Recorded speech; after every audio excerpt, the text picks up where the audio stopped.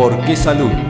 Notas, pensamientos, acciones. Silvia Barrera es veterana de la Guerra de Malvinas. En 1982 tenía 23 años y se desempeñaba como instrumentadora quirúrgica en el Hospital Militar Central. Cuando supo que necesitaban personal para quirófano, se inscribió como voluntaria para viajar a las islas del sur y terminó a bordo del buque Almirante Iriza, una de las embarcaciones donde se recibía y brindaba atención médica a los soldados heridos en combate. La experiencia, según ella misma lo reconoce, le cambió la vida. Hoy se dedica a ofrecer charlas sobre lo que vivenció en la guerra, con particular foco de atención puesto en el rol de las mujeres en Malvinas. Bueno, Silvia, buenas tardes, ¿cómo estás? Hola, buenas tardes. Muy bien. Me interesa que empecemos a conversar, si te parece, alrededor de tu primer vínculo con la salud. ¿Cómo nace esa idea de trabajar en el campo de la salud? Bueno, iba a estudiar medicina. Mi padrino, que era cirujano en el Hospital Ramos Mejía, me dijo, ¿por qué no estudias instrumentación quirúrgica? En ese momento era una tecnicatura, así que era una carrera de 2 años. Y me dice, después si te gusta, puedes seguir medicina. ¿Y cómo fue? Arrancar bueno, ahí. Y fue, era otros tiempos, otra forma de llevar la carrera, con otra rigidez, con otra organización. Nosotras íbamos a hacer prácticas a otros hospitales de la ciudad, así que eso nos sirvió para que tengamos un amplio conocimiento de lo que era la instrumentación quirúrgica, ¿no? No solamente el Ramos Mejía, sino íbamos al resto de los hospitales para hacer nuestras prácticas. Eso nos daba un conocimiento de otros cirujanos, otra forma de trabajar, otra forma de organizarse.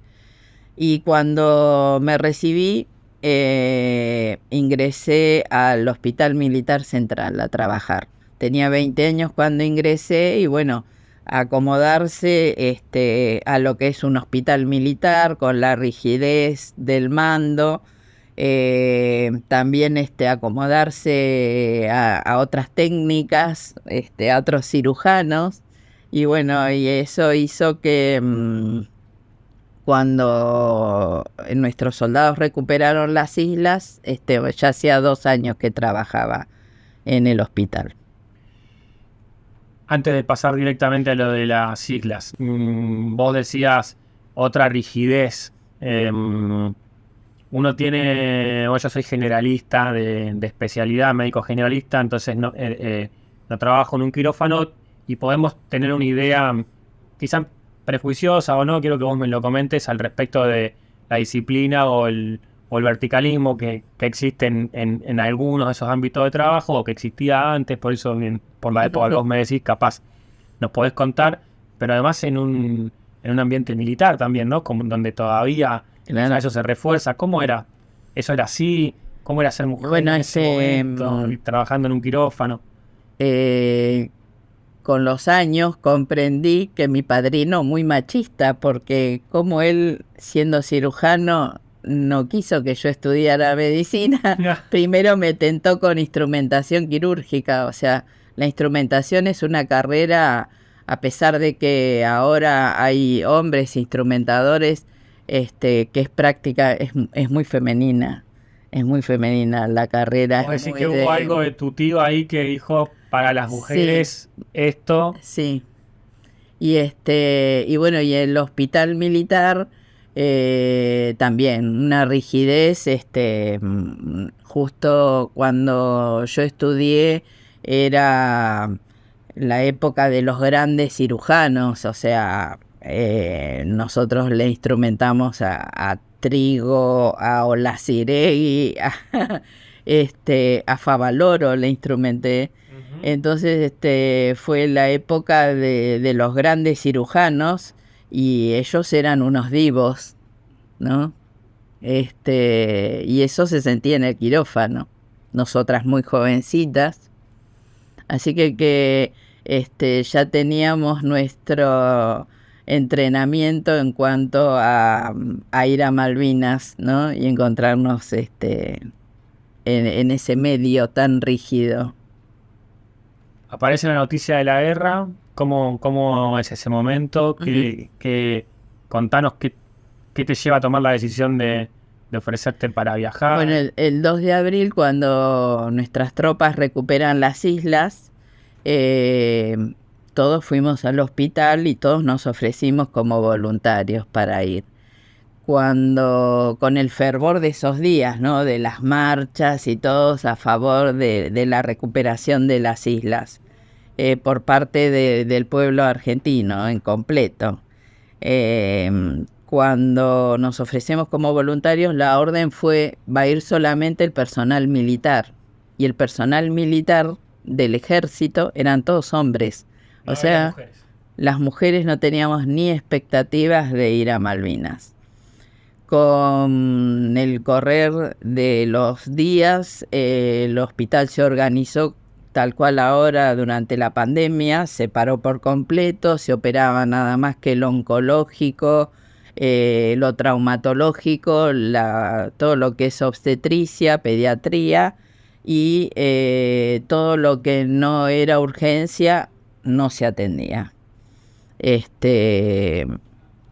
Cuando fueron pasando los días, eso hizo que lleguemos al 1 de abril, cuando es el bautismo de fuego de nuestra Fuerza Aérea. Al día siguiente, Inglaterra hunde al crucero General Belgrano.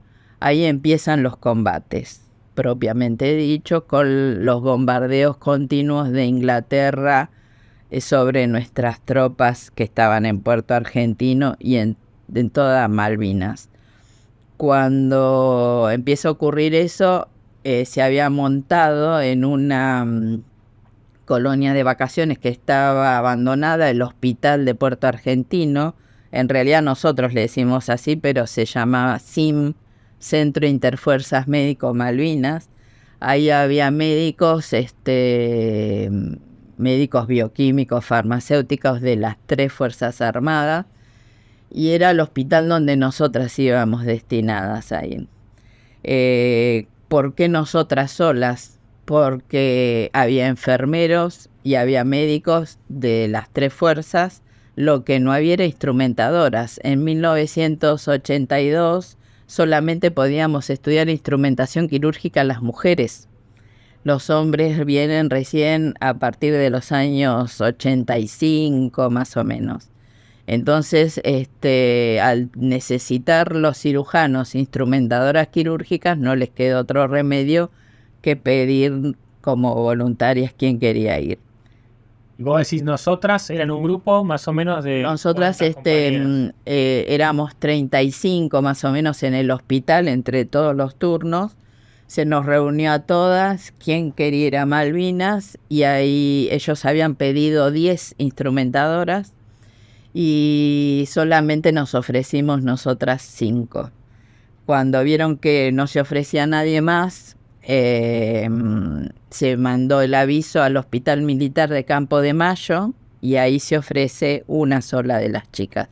Vos no lo dudaste, para vos era algo natural ofrecerte. Sí. ¿De dónde surge esa convicción? Bueno, creo que todo el mundo tiene su patriotismo, que aflora en esos momentos en que la patria te necesita. Creo que también era muy importante para nuestra carrera, porque nosotras sabíamos que no iba a haber otras mujeres que iban a estar en Malvinas, así que era muy importante desde el punto de vista femenino y también como instrumentadora. Recién hacía muy poco que se había organizado la Asociación Argentina de Instrumentadoras. Recién empezaban los primeros congresos en los que se participaba como instrumentadoras, así que nosotras también teníamos planeado ir a vivir esa experiencia para volcarla en el próximo congreso. Era un acto de patriotismo y también de defensa de la disciplina, de Sí. la profesión. De decir, Sí. Acá estamos, las instrumentadoras. Claro. Y las 6 que dicen que sí, ¿A dónde van? ¿Cómo van? Bueno, ¿Qué tareas hacen? salimos de Buenos Aires, del hospital, en un avión de Aerolíneas Argentinas a Río Gallegos, con ropa de hombre, porque al no haber mujeres todavía no había ropa preparada para las mujeres, así que poco disfrazadas, con calzado grande, con ropa de verano. Salimos y llegamos a Río Gallegos. En Río Gallegos nadie nos estaba esperando, entonces ahí pasaron unas horas en que no sabíamos qué hacer, cada una con su bolso porta equipo. Cuando llegamos ahí nos encontramos con un médico que conocíamos, que había sido residente en el hospital, y él nos lleva al Hospital Militar de Río Gallegos. Ahí constatan por la radio que es verdad que íbamos a Puerto Argentino y nos llevan a un lugar que son unos galpones de la Fuerza Aérea, y ahí nos vino a buscar el helicóptero del Irizar y nos llevó al Irizar. El Irizar estaba armado como buque hospital. ¿Podés contar un poco qué era el Irizar? Sí, el Irizar es nuestro buque emblemático.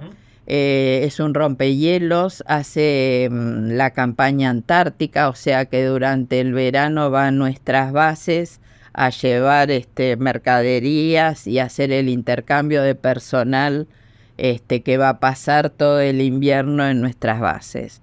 En 1982, durante Malvinas, se armó como buque hospital. Tenía 3 quirófanos, un quirófano más chico que era un quirófano sucio, le llamamos nosotros. Después tenía todo lo de un hospital, rayos, el laboratorio, y de la línea media hacia abajo tiene 4 cubiertas. Esas 4 cubiertas era la sala general de internación y tenía una capacidad de 250 camas. Nosotros cuando llegamos a Comodoro de vuelta trajimos 370 heridos. En donde pudiera. En donde podíamos. Llegaste ahí, un hospital montado en el Irizar, ¿y qué es lo primero que te tenés que hacer o con qué te encontrás? Bueno, ¿qué pasó? La gente que estaba en Puerto Belgrano cuando lo armó al Irizar, en aquellos años los enfermeros militares de las 3 Fuerzas Armadas, cuando hacían sus prácticas, no entraban al quirófano. Entonces no tenían noción de lo que era el trabajo de quirófano. Entonces nos encontramos con que, después que los marinos no nos recibieron tan bien como esperábamos, eso fue unas horas hasta que nos conocimos. Ahí nos conocimos con un grupo de médicos que iba con nosotros a Puerto Argentino.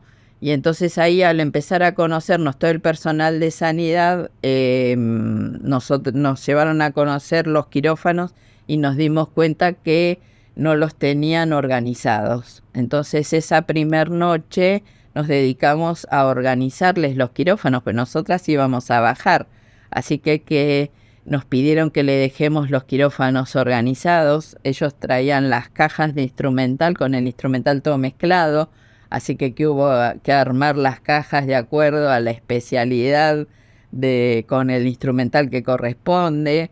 O sea, todo lo que se hace años en un quirófano, nosotros lo tuvimos que hacer en una noche. ¿Y ponerse a operar? Eso pasó 2 días después, recién. Porque después, mientras íbamos navegando con el Irizar, nos encontramos con sus buques hospitales. Entonces Inglaterra había declarado 4 buques hospitales. Uno muy grande que era el Uganda, que era un crucero convertido en buque hospital, y 3 buques más chicos, que eran unos buques oceanográficos convertidos en hospitales. Entonces los buques andaban alrededor de las islas recogiendo heridos. Nos encontramos con el Uganda y ahí el Uganda venía con muchos heridos quemados tenían, porque nuestros aviones les habían hundido sus barcos y entonces esos buques habían estallado y tenían una cantidad de quemados importante. Eso hizo que necesiten plasma y sangre. Entonces le dimos, nosotros vino el helicóptero de su buque a buscar esos insumos que nosotros les dimos.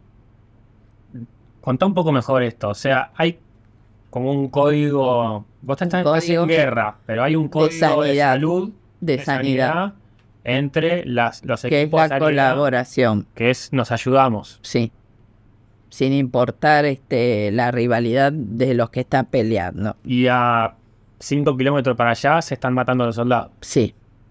¿Cómo se tramita eso? Porque es una cosa rara. Bueno, ¿no? nosotras somos personal civil, nosotras no tenemos grado militar ni instrucción militar. Entonces para nosotras era todo nuevo.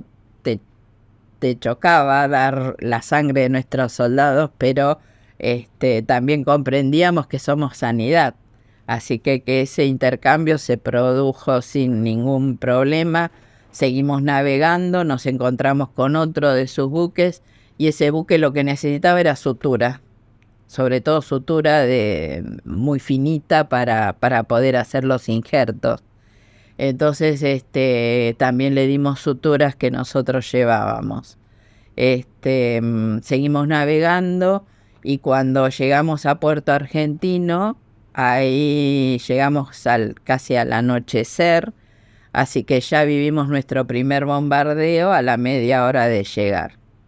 Entonces, bueno, ahí los marinos nos empezaron a explicar qué era todas esas luces y fuegos artificiales que veíamos con esas bengalas, qué significaba, qué calibre de armamento era el que daba ese tipo de luz. Y bueno, y recibimos una clase práctica ahí en el momento. Al día siguiente, nosotras preparadas ya para bajar, ahí se dieron cuenta que éramos personal civil, no teníamos grado militar. Entonces, al no tener grado militar, llamaron a Buenos Aires por medio de la radio para ver qué grado nos daban. Nosotros, como ya éramos instrumentadoras antiguas en el hospital, nos tenían que dar el grado de teniente primero. Y los médicos eran tenientes primero. Entonces, ¿cómo íbamos a ser las primeras mujeres del ejército en tener el mismo grado que los médicos? Y no les dieron el grado. Entonces no nos dieron el grado. Eso hizo que por los convenios de Ginebra, un civil no puede estar en un lugar donde se está peleando, porque al no tener tu grado militar te pueden fusilar. En Malvinas había personal civil que estaba sin grado militar, pero eran hombres. Entonces ahí sí se violó esa legislación internacional, pero en el caso de ustedes no. De nosotras no. Y también fue un poco para protegernos, porque como nosotros llegamos el día 9 de junio, ya los combates estaban en los alrededores de Puerto Argentino, así que también fue un poco para preservar nuestra integridad, ¿no? Ahí vino la orden de que nos quedemos a trabajar a bordo del Irizar, y bueno, y ahí empezaron a llegar los heridos, y ahí empezó una rutina que fue así hasta el día 14. Los ingleses bombardeaban de noche, durante la mañana se recogían los heridos, los que ya estaban compensados y operados en el hospital de Puerto Argentino se los trasladaba al Irizar para desocupar las camas para esos que estaban ingresando. Con el correr de los días, nosotros llegamos los días de los peores combates, que fueron el 11, el 12 y el 13. Entonces el hospital de Puerto Argentino colapsó y nos empezaron a traer los heridos desde el campo de batalla. Los primeros heridos que nos habían traído venían con su tarjeta, donde decía qué cirugía tenían, qué patología, cuánto suero, cuánto antibiótico, qué antibiótico se le había colocado, con la tarjeta universal que se usa para el triage. Con el correr de los días, cuando nos empezaron a traer los heridos directamente desde el campo de batalla, ya ese herido cambió. Ese herido había que cortarle la ropa, eran hombres que hacía un mes, algunos que no se bañaban, así que cepillarlos con Pervinox para ver a dónde tenían las heridas, eso sin anestesia. Una vez que veíamos donde tenían las heridas, los médicos hacían el triage propiamente dicho, y bueno, y se elegía por patología y por necesidad a quién se llevaba primero al quirófano. Eso fue hasta el día 14. El día 14 se firmó el cese del fuego. Entonces ahí empezó la evacuación más rápido porque para que no caigan prisioneros nuestros hombres. Entonces se evacuaba el hospital más los que venían y que iban encontrando por los caminos de Puerto Argentino. Y así que eso hizo que estemos continuamente, el resto de la tripulación, ellos conservaron sus horarios, sus guardias. El personal de sanidad no pudo descansar en ningún momento. Prácticamente sin dormir. Sin dormir, sin comer. Además, una pregunta más. ¿Ustedes operaban arriba del Irizar, que me imagino se movía? O sea, no era un quirófano de un hospital común y corriente, no, donde está todo quietito. ¿Y cómo hacía? Después, en un buque siempre está todo fijado al piso. En el afán de que el Irizar saliera rápido, las cosas de sanidad, muchas no estaban fijas. Y la mesa de instrumentación no se puede fijar porque como va acomodada de acuerdo a cómo colocas al paciente, entonces la mesa a veces no la podíamos usar porque teníamos miedo que se nos cayera, y el instrumental que se caía había que esterilizarlo en autoclave o en estufa. Entonces no es como ahora que usamos los líquidos, lo pones 20 minutos y a los 20 minutos lo tenés. Entonces sí teníamos muchas cosas, o sea, teníamos instrumental y todo, pero teníamos que cuidarlo para tenerlo para otro paciente que nos necesitara. Y operaban compatriotas, me imagino, obviamente, baleados, con distintos tipos de heridas. La mayoría con balas en los distintos miembros, mucha esquirla por las bombas y por las piedras, porque Malvinas es un lugar con mucha piedra, entonces las bombas caían y junto con los fragmentos de metal caliente, las piedras fragmentadas también hacían que sea otro proyectil más. Entonces te encontrabas con pacientes que tenían 10, 15 heridas no grandes, pero había que dejarlas abiertas porque, como dije antes, hacía mucho que no se bañaban, tenían pedazo de tela adentro, barro, pasto, sí. Entonces no se podían tampoco suturar, así que esas heridas que había que dejarlas abiertas, hacía que después tengamos que ir a hacer la toilette y curarlas, entonces eso hizo que no descansemos. Más el pie de trinchera en un principio, los médicos trataban de que ese tejido necrosado volviera a tratar de revivirlo como sea. Cuando ya no se podía, había que amputar. ¿Y vos sentís que estabas preparada para todo eso? ¿Era lo que te imaginabas? Por fuera de lo técnico, digo, de poder hacer bien una una conducta terapéutica determinada. Me imagino la presión psicológica, no descansar, trabajar en salud para cuidar una vida, pero que esté una guerra enfrente, viendo las bombas. Nosotros creo que fuimos con una fantasía. Nosotras somos instrumentadoras, vamos a instrumentar. Ya nos tocó estar bajo bombardeo, hacer de camillero, hacer de enfermera. El rol de la instrumentadora es más frío. Vos no tenés contacto con el paciente no sabe quién sos vos, no habla con vos en el quirófano. Su relación es con el cirujano. Entonces nuestra profesión es más fría. Viene, se opera el paciente y se va. Allá tuvimos que cambiar nuestro rol al rol de la enfermera. La enfermera es la que cuida, es la que hace la cama, es la que cura, es la que habla con el paciente, es la que le da de comer, es la que le escribe las cartas. Entonces eso fue para lo que no estábamos preparadas.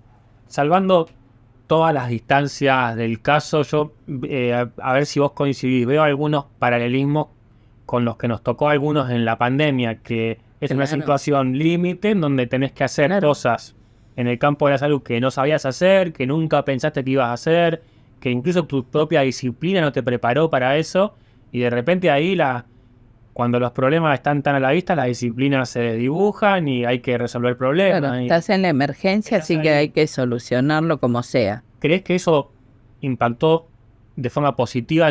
¿Vos volviste y después seguiste trabajando en el sistema de salud? Nosotros volvimos, estuvimos 5 días más hasta que los ingleses autorizaron el regreso del buque a Comodoro.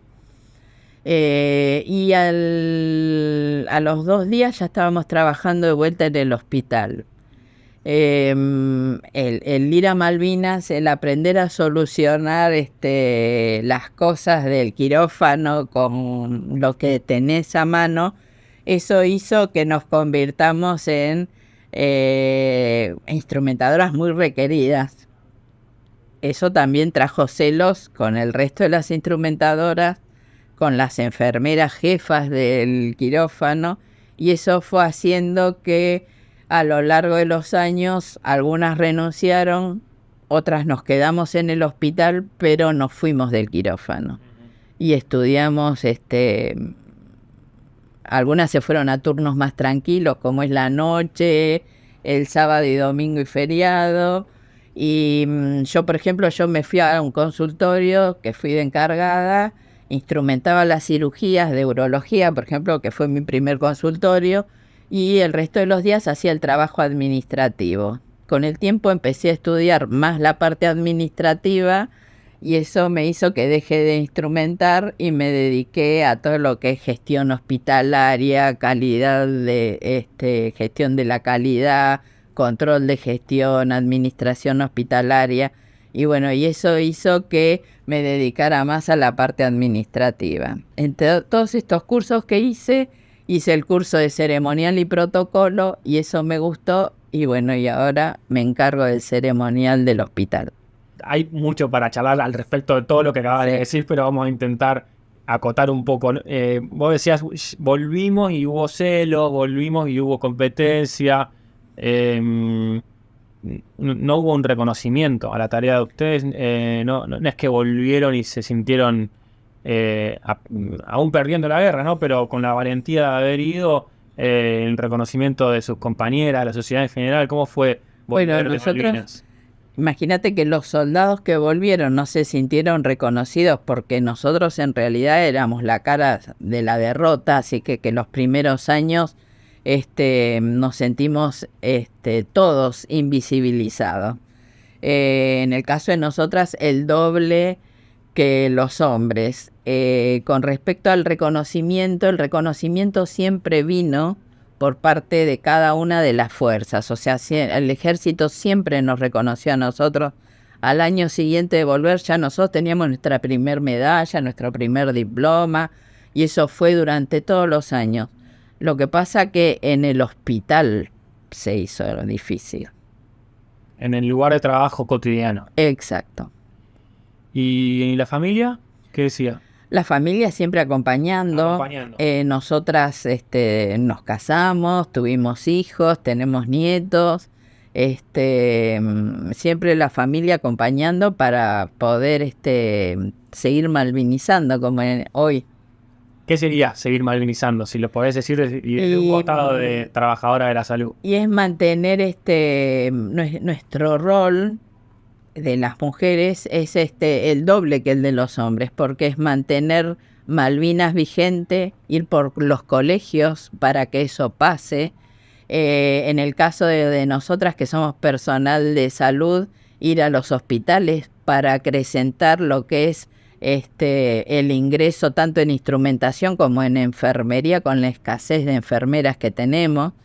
Entonces, nosotros salir a contar nuestra experiencia, eso hace que a ver si los podemos convencer, sobre todo en los colegios secundarios, de que hay otras profesiones que dentro de la salud que ellos pueden elegir. Ustedes van difundiendo una mirada de la salud, también una mirada de la patria, ¿no? Claro, y de la mujer. Y de la mujer. Y bueno, ¿cómo lo resumirías a todo eso? O sea, y bueno, eso es esas charlas hablan de Malvinas, pero también hablan de la profesión, hablan del patriotismo, de los valores y de que cada uno puede elegir la carrera que sea y tratar de ser el mejor. Estás conjugando cosas que no son, ¿no? O por lo menos a mí no me había tocado una idea de patriotismo, pero también de pelea por los derechos de género y también de defensa de la salud y del lugar que tiene que ocupar en la sociedad. Uh-huh. ¿Te generó problemas eso en algún momento? Todos los días. Todos los días. Problemas. Y la historia la escriben los hombres. Entonces también es otra lucha, es que sepan que hubo mujeres. Siempre se habla de patriotismo, de coraje, en masculino. Uh-huh. Y se habla poco de las mujeres que a lo largo de la historia participaron en las distintas guerras de la independencia a lo largo de toda Latinoamérica, no solamente en Argentina. Está esa idea de los padres de la patria, ¿no? Claro. ¿no? Y de las mujeres siempre acompañamos a los hombres en todas las guerras, pero eso hizo que cada vez que terminaba una guerra, las mujeres a sus casas de vuelta a continuar con las tareas del hogar. Y en relación a tu propia salud, al propio impacto, bueno, es conocida la cantidad de personas que murieron luego de la guerra por situaciones de salud mental, ¿no? En tu caso o en el caso de tu grupo, con las compañeras, ¿cómo fue eso? Bueno, eso impactó en todos los veteranos, todos los que fuimos, ninguno volvió igual. El estrés postraumático hizo que eso se asociara con enfermedades concomitantes. Somos hipertensos, somos diabéticos, tenemos obesidad, muchos se drogaron de jóvenes, tenemos mucho alcoholismo. Eso hace que con los años, nosotros somos una población entre 60 y 80 años, tengamos mucho ACV, mucho infarto. Eso hace que necesitemos una atención de tercer nivel ya. ¿Y la tienen? No, porque nosotros tenemos PAMI Veteranos, es una rama del PAMI, y cuesta muchísimo todo lo que es la atención del paciente en general, ¿no? El tener la atención de un paciente que viene de una provincia, la mayoría son provincianos de los veteranos, entonces vienen con su familia acá, no tienen dónde alojarse, es complicada lo que es la atención. ¿Cómo fue? O sea, el, el lugar que ocupa Malvinas hoy. Vos decís, bueno, tenemos problemas de salud, no tuvimos el reconocimiento cuando llegamos, sin embargo, durante estos años que pasaron desde la guerra hasta acá, han ido ganando algunas, ¿no? Algunos reconocimientos, batallas, reivindicaciones. Eso fue todo un proceso, imagino, que han atravesado. Pero ¿en qué lugar pondrías hoy el tema de Malvinas? Quizá comparado al momento en el que fue la guerra y, ¿por qué no comparado con tu infancia o a lo largo de tu vida? Ujú. Es un lugar de importancia el que tiene hoy, ¿lo sentís que está olvidada la causa? No, yo creo que primero todos los veteranos tenemos la obligación de contar lo que vivimos. Y después nosotros, los grupos de veteranos que vamos a dar las charlas por los colegios, por las universidades, estamos ganando una batalla cultural que Inglaterra no está haciendo con nuestros chicos. Entonces, toda nuestra juventud sabe que las Malvinas son y serán Argentina, y eso fortalece la idea de el pelear diplomáticamente por conseguirlas. En cuanto a nuestra vida, Malvinas es, creo que junto con el nacimiento de nuestros hijos, lo más importante que nos pasó. Así que nosotros tratamos de seguir malvinizando para que se conozca la verdadera historia de Malvinas. ¿Cuándo fue vos que empezaste, Silvia, me imagino que no fue inmediato este proceso tuyo de salir a malvinizar? ¿Te llevó un tiempito? ¿Cómo arrancaste? Bueno, primero fueron los años hasta que la democracia se afincó, porque al principio se mezclaba Malvinas con la dictadura y nosotros fuimos a cumplir nuestro rol, cada uno de los veteranos, independientemente de lo que fue la dictadura. Para nosotros Malvinas es patriótico, no es político.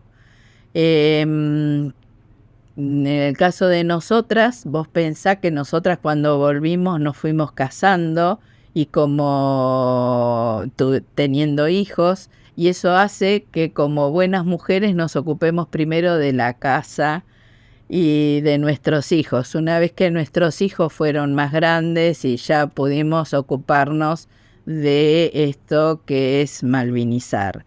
También eso depende mucho de cómo cada uno de los veteranos gestionó en su cabeza lo que vivió. Hay algunos que somos más resilientes que otros, hay algunos que aún hoy siguen sin contarle a su familia lo que vivieron. Eso pasa a lo largo de todo el país, son muchos los que no quieren hablar de lo que vivieron en Malvinas. ¿Qué puede hacer la universidad, Silvia, para la causa malvinera? ¿Qué pueden hacer las carreras de la salud más vinculadas a la universidad? Yo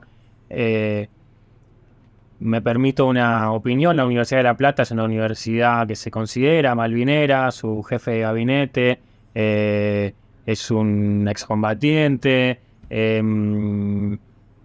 Hay una búsqueda de recuperar la causa. Pero ¿qué podés decir vos que le falta a la universidad o que podría colaborar? Por ahí vinculado a la salud o no, pero en esta causa que vos estás empujando y que la universidad se ponga al servicio de eso. Bueno, primero creo que las universidades lo que tienen que hacer es incluir tanto en Derecho, Ciencias Políticas, Ciencias de la Comunicación, un capítulo de Malvinas. En cuanto a lo que es la sanidad y la salud, Malvinas es la primera vez que se despliega la sanidad militar al completo en la historia de la República Argentina. Es la primera vez que actúan las 3 Fuerzas Armadas con sus 3 sanidades desplegadas al completo y trabajando en conjunto. Entonces creo que ese hito tan importante para la salud tiene que ser conocido y difundido en todo lo que son las carreras de sanidad. Eso creo que hace también que los chicos nos vean como aparte de vernos como veteranos, como alguien especial, y que ellos quieran vivir también y formar parte de la historia. En algún caso, ¿a ustedes les ha pasado la inundación acá en La Plata? Y a veces no va a ser una guerra, pero puede ser una inundación o la misma pandemia que haga que el personal de salud sea distinguido en sus actividades.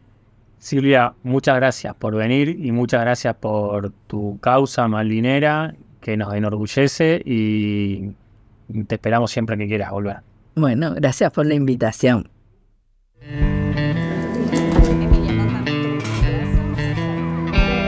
¿Por qué salud? Nota, pensamientos, acciones.